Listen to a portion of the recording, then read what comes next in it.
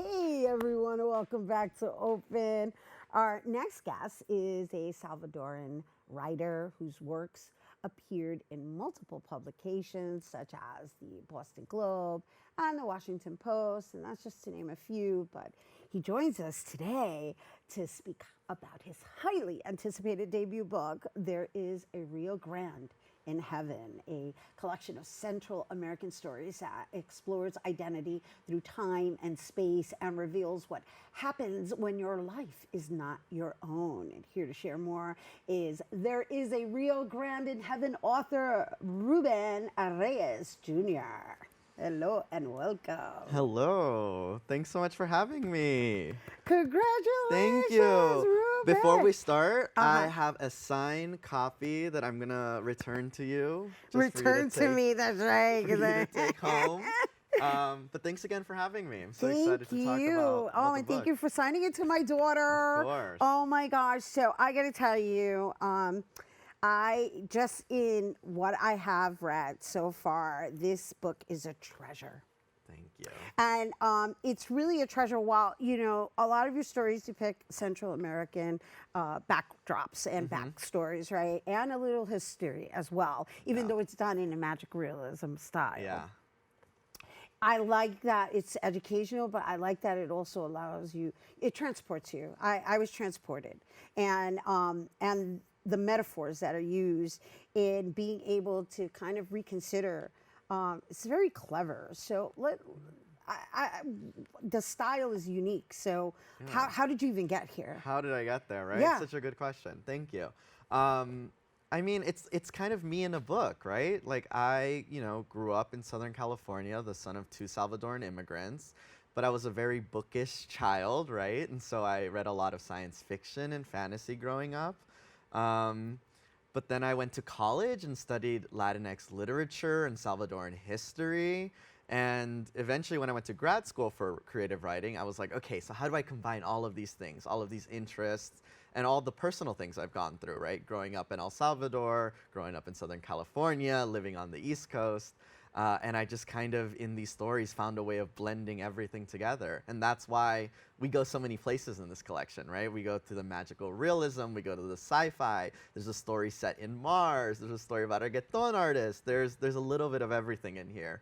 But it just really captures the journey that I've had myself. I find it amazing. You're talking about the ones that are read too. Like the reggaeton artist, like I was like, ay bendito. He doesn't know what to do with himself. Yeah. Like rude awakening of like, do I really want this lifestyle? Yeah. It's one of the themes of the collection. It's this idea that what happens when we go through transformations. In the book, they're really literal sometimes, like in that story in which he wakes up as a reggaeton artist. With tattoos. All over his body that represent different islands in different cultures, which is why I was saying the historical aspect of it is very cleverly inserted. Yeah. It's this question of like, I'm interested in this question of change and transformation because there's the kind of magical ones, but then there's also, social mobility and the transformations that happen when you move to a new place. Those are also themes that are in there. And those are real life themes that I pull from my experiences, from my friends' experience, from my family's experiences. So what I love about it is like, from an actor's perspective, it's done in vignette style. Yeah. Right? So it's kind of like, you know what? I'm going to go visit this place. And so the reggaeton one stood out for me. The grandma puppet stood out for me. The Selena Quintanilla. Yeah. Perdóname, Selena. Perdóname. But the homage that you pay her in this short story that kind of, like I said, you transport the mind into going, what if? Yeah, that is like the key question for me. I'm obsessed with that question in my life, but also in these stories. And oh my God, I love that story. I know I wrote it, but I love that story because I love her and I get emotional thinking about her life and her story and everything that she represents. And so that story was a way of kind of offering a little kindness to her to think about, so what if things went a little bit differently in her life? What does that mean? What could that look like? And from somebody who knows the history, right? and going into it, I started, there was a familiarity, right? And then when it took the turn, I said, wow, like, what made him think about that? Yeah. What made him consider that? Yeah. I'm really there's a series of stories that go throughout the collection called An Alternate History of El Salvador, Perhaps the World, and that's because I'm obsessed with this question of what could have been, which I think is honestly, just from, growing up as a children of immigrants, kind of the question that a lot of immigrants, I think, ask themselves. Because the kind of, at least for my family, a lot of my family members, the big choice they made was to come to the United States, and that changed everything. And I think when you do that, you sometimes think about what your life could have been if you had stayed. And so I ask this question in a lot of weird different ways, but it always comes back to that true kind of personal, kind of emotional question that I've seen people in my life ask. Well, it's very clear that it's very important for you to make sure that people familiarize themselves with that alternate possibility, or even that it even exists, because you fuse real history with this fantasy of, there was one I read that was about dinosaurs. Yeah. And I'm like, where is this going? But it taught me a little something about Salvador. Yeah, I wanted to write something that was, using all the historical knowledge that I slowly built over, I grew up not knowing very much about El Salvador other than my own experiences visiting there. And I learned that we have a really rich history, and I wanted to write about that. But I wanted to write about it in a way that was new and fresh and entertaining and surprising and moving, because there are a lot of great history books that people can find if they're interested in getting the kind of details of the history. And then the other part is why did you choose to do it in this short story format, which for me is like perfect. This is the perfect summer read. I gotta tell you. I love short stories. I mean, that's why. I mean, I think short stories are great. Well, first of all, I grew up reading them. One of my favorite authors is Ray Bradbury, and he has a ton of great short stories that I grew up reading and loving. There's a lot of Latin American writers who are great short story writers. Borges, Garcia Marquez has some great short stories. But I love short stories because you can feel really accomplished in just a few pages, right? You can pick this up before bed or on your subway ride, and get done with the story and feel like you've really, experienced the whole narrative. Sometimes, of that particular story, exactly. right? And be okay with like, okay, I'm going to put this book down for a minute, and then you know what, I'm going to pick it up next week, right? Versus like, oh, I got to keep going, so that I don't lose the momentum of what it is that I just retained in, wherever it is that I was transported to in that particular storyline. But they each have their own storyline, and they're totally unrelated. They're related. They're themed, right? They're thematic, but they're unrelated. Exactly. Like, you can just approach them however you want. Like, you can read one and then come back to it later.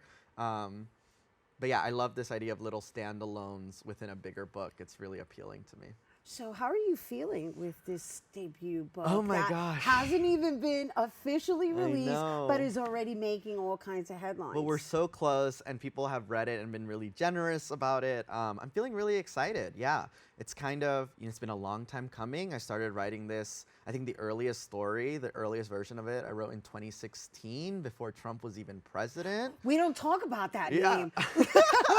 It's like that we don't talk about boo. No. So it's been a long time coming, is what I'm trying to say. So it's really exciting that it's almost here, and that it captures everything I've lived, in the last few years. And so it's just because you mentioned the presidency.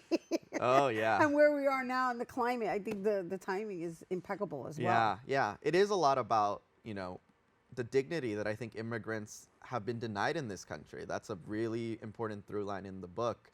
And it's an election year. That question is top of mind for a lot of people. So I'm glad I've been able to kind of work through that question a little bit through these stories, and I hope that our reader will also find some guidance in them. Well, we're encouraging that, right? Yeah. Especially because it's done in an entertaining manner. Yeah. In a way that you can just kind of like, it's whimsical. Yeah, it is. And you can just kind of go, oh, wow. And then, should you be interested in learning more, you can dig into the history of it, because you leave clues. You leave clues. That's what you do. Lots of clues. Yeah, definitely. Yeah, brilliant. Bravo. Thank you. Thank you. So, I know you have a book tour coming up, and again, Yes. we're excited because you're bringing it here, and it hasn't been Yeah. released yet. And I am almost 100% sure this is going to be a top and bestseller. Oh, I hope so. No, Thank you. I am already like, oh, this is my summer read, right? Yeah. Only because I know I can put it back. I can pick it up and put it back down, Mm-hmm. but I can also visit different parts of Central America in the Yeah. process. Yeah.